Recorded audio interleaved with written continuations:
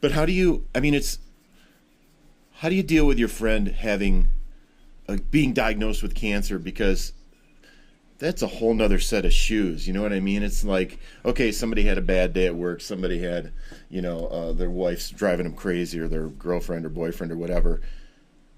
But that's a whole nother set of, everyone's got their own struggles. Yeah. That's a huge.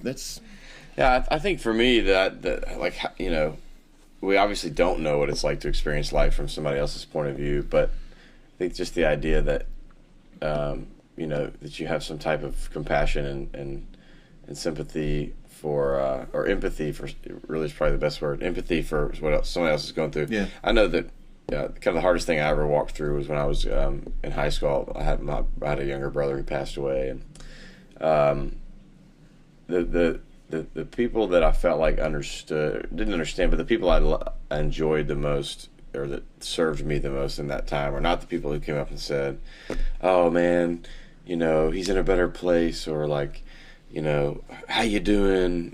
Just like all this, like people just, because I think it's just awkward when somebody's going through suffering to know how to engage that.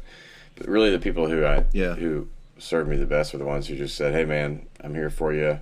Why don't we go fishing or something?" And just go be together and not talk. Or if I wanted to talk, then I would bring it up in my own pace. And I think for me that was like, I learned at a young age, because I had a few friends who did that well, and then I had a few friends who did that really poorly.